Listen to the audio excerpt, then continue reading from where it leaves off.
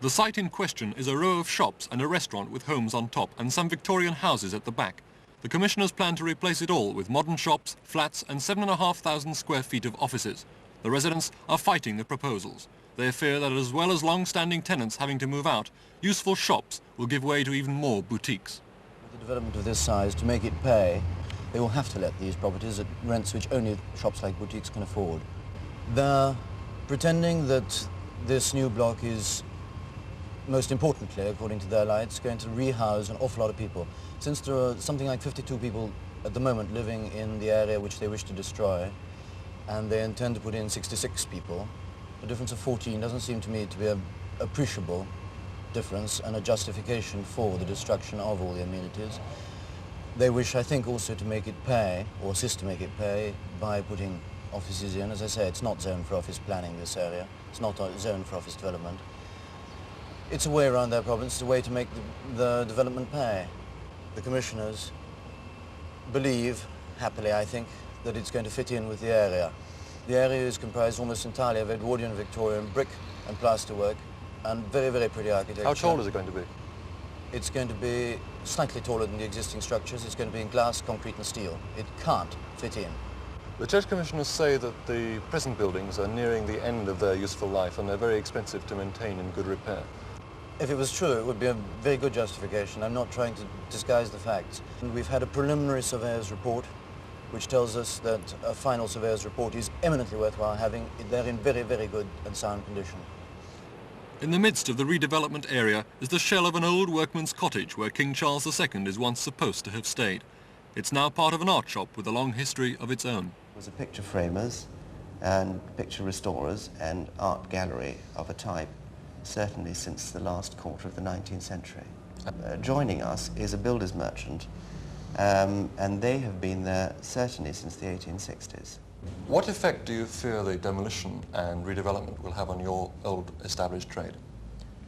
Well, on our trade and on the general sort of small traders in this area, I feel that the whole atmosphere that Chelsea signifies will disappear.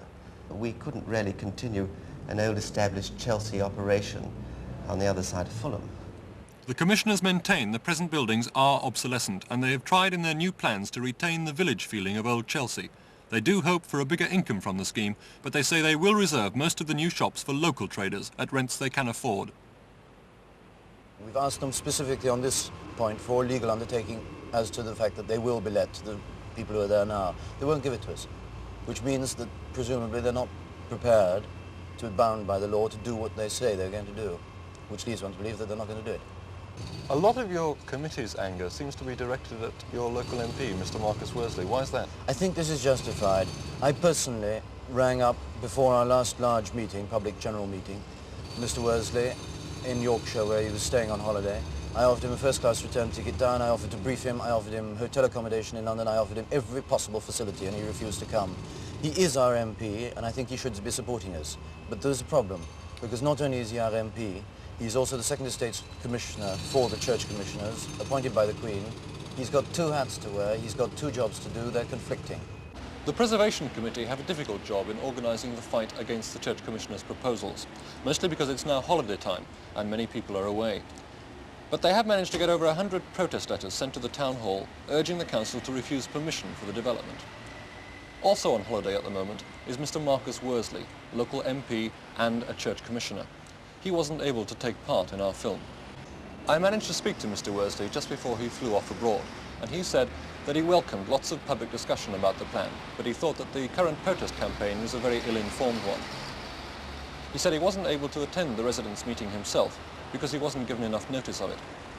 He also said that he didn't find any sort of conflict of interest in being both the Church Commissioner and the local MP.